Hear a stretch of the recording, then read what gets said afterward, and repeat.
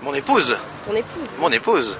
Eh ben, on se connaissait depuis de nombreuses années. À l'époque, nous étions amis. Et, on se fréquentait pas régulièrement, mais on s'était déjà vu quelques fois. Et puis la vie fait que, bah voilà, moi je suis parti en métropole.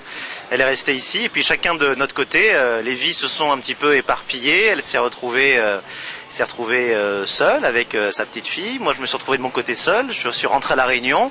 On s'est revus au hasard d'un tournage que j'avais fait du côté de Saint-Joseph où j'avais rencontré son cousin. Et on s'est revus pour discuter un soir. Et vous savez, il y a des moments dans la vie où on parle d'évidence et des évidences comme ça.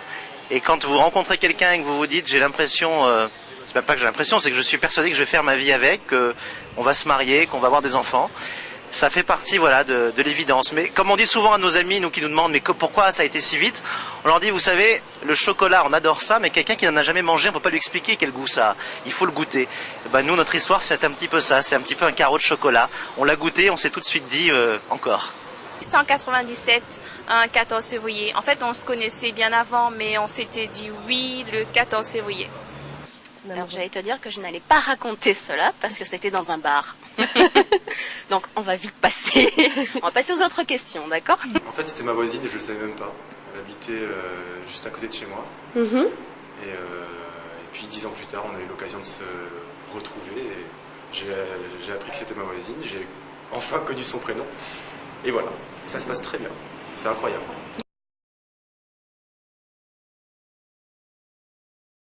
Alors pour la Saint-Valentin, c'est tout simple. En fait, pour moi, la Saint-Valentin, c'est tous les jours. Donc pour le 14 février, on va marquer le coup puisque c'est la date de notre rencontre. Donc passer la journée avec les enfants et mon amoureux. Ou ça va être un petit repas tranquille, j'imagine. Ou peut-être que si je trouve une nounou ce soir-là, je vais sortir avec mon chéri. Oui, c'est ça, quoi. Et voilà. D'accord. Mais il faudra trouver la nounou. Tu veux lancer une annonce? J'ai trouvé. Ma chère mère, si tu m'écoutes, tu peux garder Camille ce soir.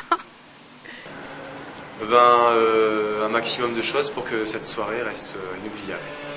Mais ce qu'on va faire aussi, nous, parce que ma chérie est chinoise, en fait, on va faire le nouvel an chinois aussi en même temps. D'accord. Ce sera la première fois pour moi, donc ça va être, à mon avis, très intéressant. Et puis, encore une fois, moi, je considère que la Saint-Valentin, c'est tous les jours. Donc, voilà.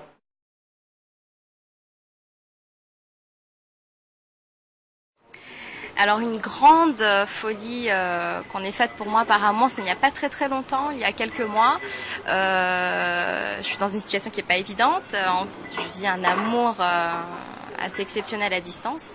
Et donc cette personne a pris une semaine de congé sans solde et m'a fait une surprise, est venue et on a passé une semaine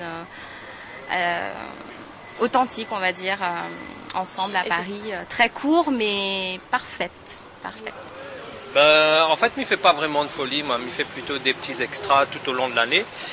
Et c'est vrai qu'une fois, m'a fait une très très grande fête pour son anniversaire en ayant invité des copines de longue date, des copines des anciennes collègues.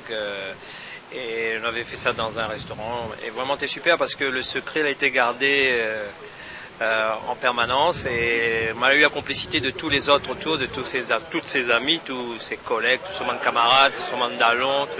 Et vraiment, ce jour-là, nous avons fait une très très belle fête et le coup a bien marché. Et moi, j'étais très content parce que non seulement à travers ça, on a pu faire plaisir à elle, plaisir à nous, mais nous avons pu réunir des gens qu'on avait longtemps que nous n'avions pas pu réunir. Donc, c'était franchement une pierre à 2, 3, 4 coups, quoi. Okay. Et le meilleur, c'était pour nous après, voilà. Je suis tombé amoureux de quelqu'un qui vivait en métropole et une semaine après, je lui ai payé son billet pour la Réunion. D'accord. Et alors, elle est venue? Oui. Elle est repartie un peu après, ça a mal tourné. Mais c'était quand même bien. C'était bien. C'était une sacrée folie en tout cas. Ouais. On se connaissait déjà depuis... Vous racontez qu'il est déstabilisé par un élément perturbateur. C'est le vrai.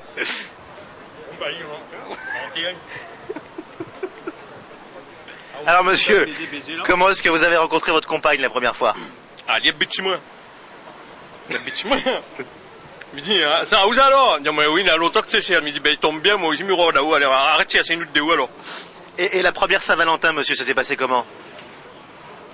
Il me rappelle, puis il m'a oublié, mais il dit, ouais, mais t'es chaud, oublié. Vous fêtez la Saint-Valentin généralement? Non, il ne fait pas ça, moi. J'arrive, il fait travail là, il maréchal Leclerc, là, il est bons enfants, ça fait comment? Merci, monsieur. C'était Patrick Smith.